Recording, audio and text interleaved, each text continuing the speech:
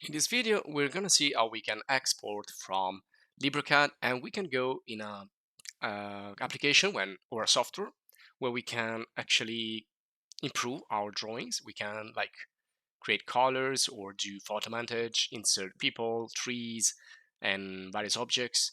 So trying to work on the aesthetics more than the technical part. So you can either print like this in a really technical fashion, or you can do something more using, I'm going to show you other open source software that you can use to proceed your work. So the first thing I want to tell you is get rid of what you don't actually need in terms of what you're going to do like on the aesthetical side, or things that can get in the way, like this section line right here. Now this is a block actually that we created in the previous video. This is the original. So I would probably get rid of these section lines, or I'm gonna just turn them off. So if I go here in the layers, I think I'm gonna turn off the dimensions and maybe export it later in a separate image. And also I would get rid of these parts here, the hatches, to do again a better job and to have everything clean. Also this, so try to leave the drawing as simple as you can, so that it's going to be easier to work with. Now I'm going to just use this one here, and so we already saw how we can print and set up the pen widths and all that stuff in the other video. So here I'm gonna go and export. Now the first export type is actually when you print, because when you print, if you don't have a printer, you're gonna export in PDF. So this is essentially not printing but exporting. And then you have some other options here. If you go to File, Export, so you can see you can export as CAM or plain SVG, which means scalable vector graphics, which means what we have been doing so far. So something that can be scaled and resized many times. It would never lose quality. You would never see the pixels. Or you can export it as a PDF, which also is vector graphics in some cases, and I think in these cases particular it is. And also you can export it as an image. So it means that it's going to be rasterized, or it's going to have pixels instead of vectors. So in this case, you need to be careful on the resolution because you're going to see the pixels. And I usually, here in the preferences, leave the anti-aliasing on, so that perhaps could be useful in the moment that I export an image, but this depends actually on the resolution. So we're going to do some examples. Now, the worst way I think you can export is using an image, because again, there is a problem with the resolution. You need to find the correct resolution. So you can see here I already saved one. I will just overwrite this, and this will export. It's not like printing when you can set up a page. This is actually gonna export. Everything is gonna be visible here. So when you print and you save a PDF, it's actually better because you can define like a sheet of paper, and with title blocks and things like that. But here it's just gonna get whatever it sees here. So if you do like zoom extends, yeah, this is gonna be your project, and it's gonna be exported as it is. So you don't have like any layouts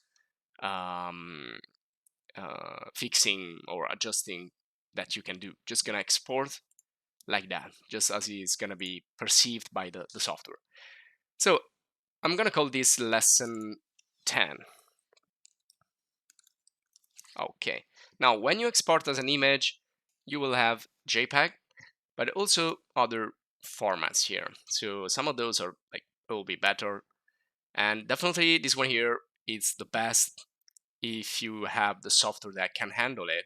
But you can use again like Krita, or also you can try with Gimp or Photoshop. So SVG Scalable Vector Graphics is the best because you're gonna scale it however you want, whatever size. It's never gonna lose quality.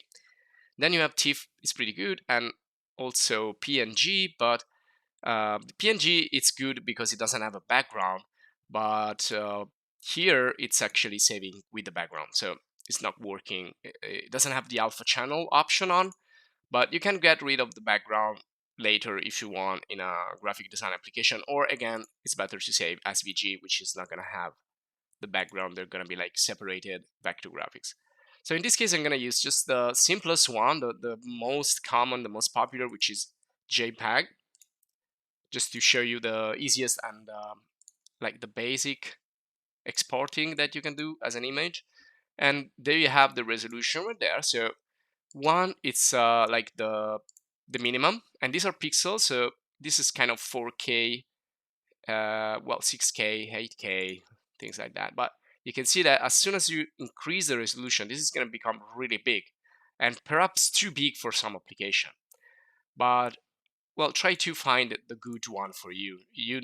Probably if you're exporting an image and you want to print it, or you want to display it on a screen, so you don't need like too much resolution here. So depending on the output, the platform that you're going to use, you need to pick the resolution that you think is best. And then you have the borders that you can set, left, right, or bottom, and the background could be black with the white technical drawings, or you can like have it white with black drawings. And you can also have it colored or black and white, just like when you print, as we saw in the previous video.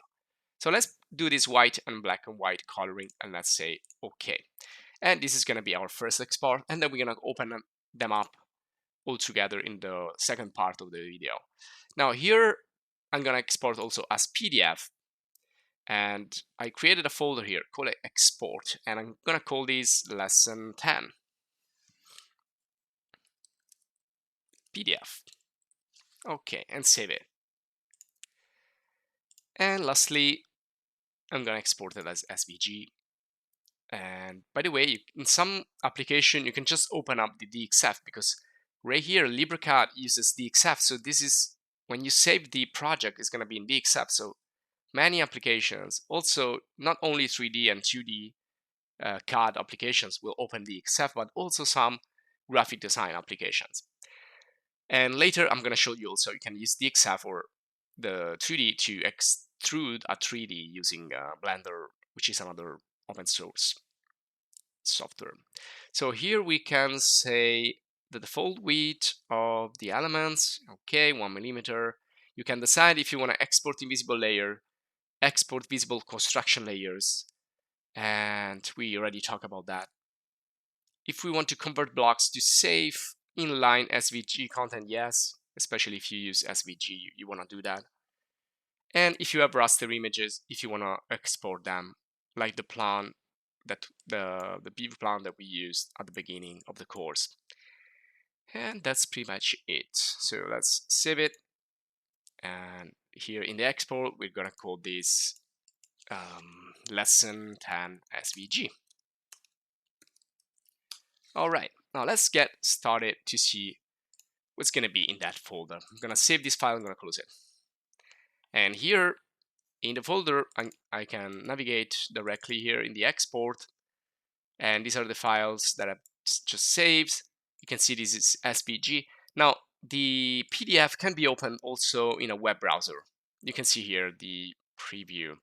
It didn't save it saved colored. It didn't save the black and white. So I'm just gonna open it up using this browser here. Just open it. So you can see it directly in the web browser. And if you hold control, you start to zoom in and zoom out. You can see that this is not losing quality. So this is vector graphics. This is a PDF. And right now, we don't have issues about vector graphics and pixels, things like that. When you see oblique lines, this is where you will see the anti-aliasing effect or aliasing effect, and you're gonna notice more the pixels. But